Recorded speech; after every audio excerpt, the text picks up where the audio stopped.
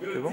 Oui, vas-y. Écrit en 97 au Liban, le Stabat Mater Furiosa de Jean-Pierre Siméon est un réquisitoire contre l'homme de guerre. Dans ce poème, une femme déclare sa douleur, sa haine de la guerre et des tortures qu'elle a pu vivre. Bonsoir. Bonsoir, je m'appelle Mvile Habitant, comédienne, metteur en scène. Alors l'histoire part d'où?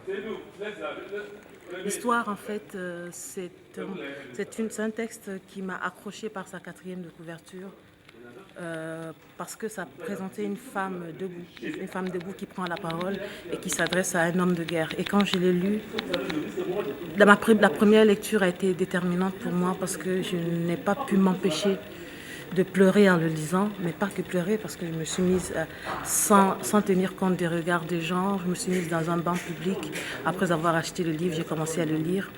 Et en le lisant, il s'est mis à pleuvoir, je ne m'en suis pas rendu compte. Et je le disais à voix haute, il y avait des passants, c'était sur une place publique. Et je me suis mise à pleurer. Je pleurais en lisant et je lisais à voix haute. Et c'était presque un spectacle déjà, mais je ne voulais pas le présenter comme ça. Puisque moi, j'avais des larmes parce que j'étais à la place aussi de la lectrice, spectatrice. J'entendais les mots, ils me parvenaient pour la première fois. Ils étaient tellement forts, ils me parvenaient avec une telle violence que après j'ai résolu de partager cette parole du point de vue de l'auteur, ne pas verser dans le pathos et présenter du coup cette femme debout qui se lève et qui dit « J'en ai marre, toi homme de guerre, j'en ai marre, tu me fais chier, j'ai envie de te le dire en face ».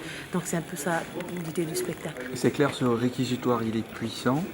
Qu'est-ce que vous laissez comme mot d'espoir à la fin de ce spectacle? Le point d'accroche, si on peut le dire ainsi, du texte, pour moi, ça reste quand même le moment où elle dit « Quant à nous, nous allons recommencer l'histoire ».